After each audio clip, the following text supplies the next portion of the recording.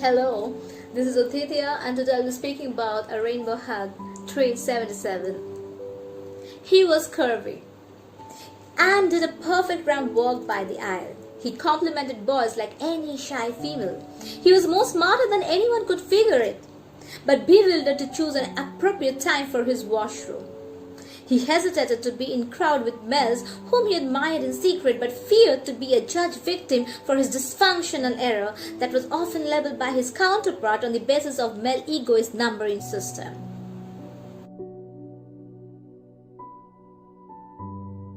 So what if his abs were not featured but his boobs cued calm? So what if his Adam's apple sounded cracked with loud voice and his fingers talked more than his tongue? So what if he danced in stilettos and rejected the sport shoes? So what if he tried to bring a change over your peculiar insanity that bridges human over ideologies and sex-biased taboos? So what if he was born in your family and you tried to rectify his existence by questioning over his strength, which particularly is your conservative disturbance of mind? Before we give them that demeaning sight over the extremely natural existence just like you and me, I would want to know who has given us the tag of being normalcy or being straight by the orthodox pulled up radical social dogmas. When the epic self-storms with the solidity of Shikandi, which we often forget. How much do we really reflect on their human existence in most extraordinary way? Without being sympathetic with unreasonable pretensions. How much do we care when a trans male suffers with period cramps just like our daughters do during menstruation cycle? Or how much do we care when a trans man dies with improper pregnancy and dare any literal civilian breaks his first tier elitism to stand by for their medical attention unless and until a blockbuster Lakshmi bomb where the limelight is again stolen by a movie star making no difference in the stigmatized mind game. Other than few more extra trolls of LGBTs making viral memes among the cool netizens.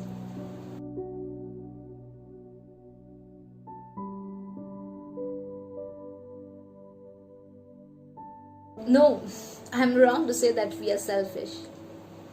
After all, we have given them the third generation recognition.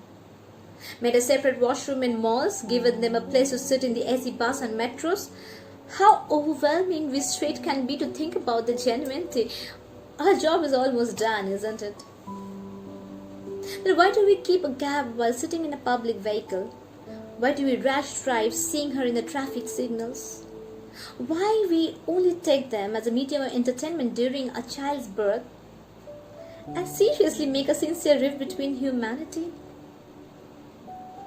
Who even do bother to voice our pride over their rights or insecurities when we can take it as easy and adopt their gender inclusivity?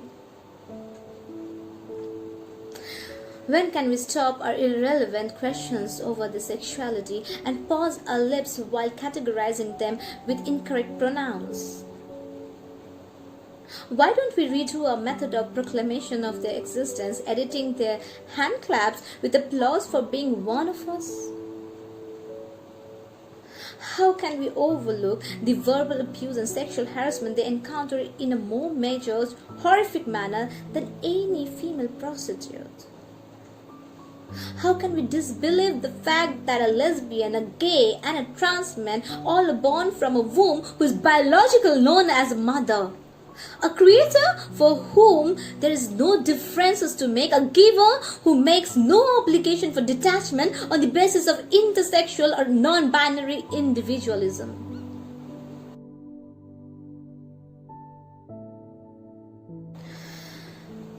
Then who claims it to be a crime or inappropriate?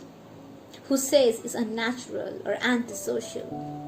Who has got the right to make any difference between what is wrong and what is right, what is straight, what is uneven? Are we so blind to see that we walk parallel to one end? Bias, double standard, backstabbers is our name.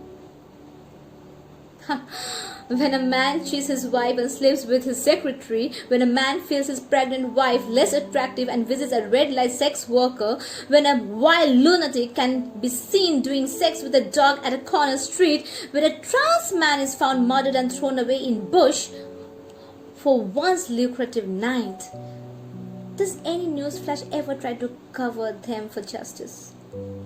Unless figures like Padmini Prakash, Kritika Yashni, Dr. Manavi Bandyopadhyay, Lakshmi Narayan Tripathi receives a challenging platform after the demeaning struggle faced from their own families.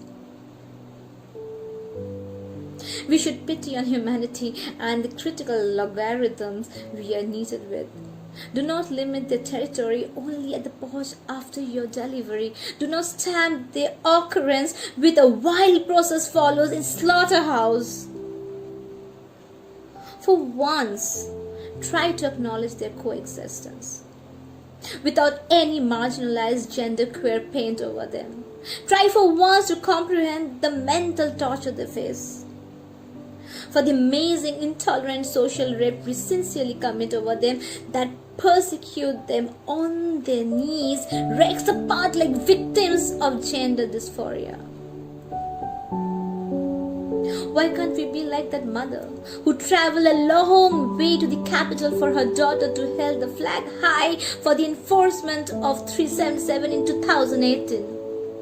Why can't we be like that father who feels proud to be a change, standing strong like a statue of Redeemer for the equal rights for his son who would love to choose a male partner?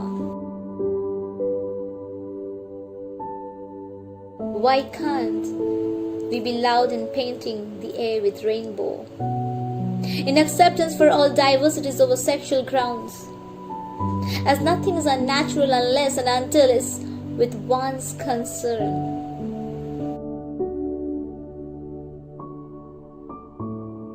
Nothing can be defective when the soul is pure. No beast can be tampered or stained if we don't stab it alive. Think once, think millions before a word can change to an abuse. Cause it can be your son tomorrow, it can be my daughter today. Cause it can be a human with same body and flesh. The time demands love. And love can never be judged with gender difference. Feelings just pass on. Emotions overlaps are inquisitive definitions. Frankly speaking, love is scientific.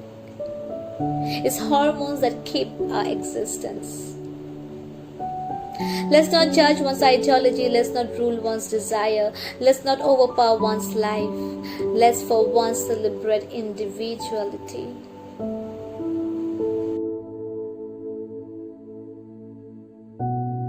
Cause our organs are same. The inhale and exhale is the same. Our dreams and desires are same. Our pain and rejection are the same. Think once, think millions before a word changes to an abuse.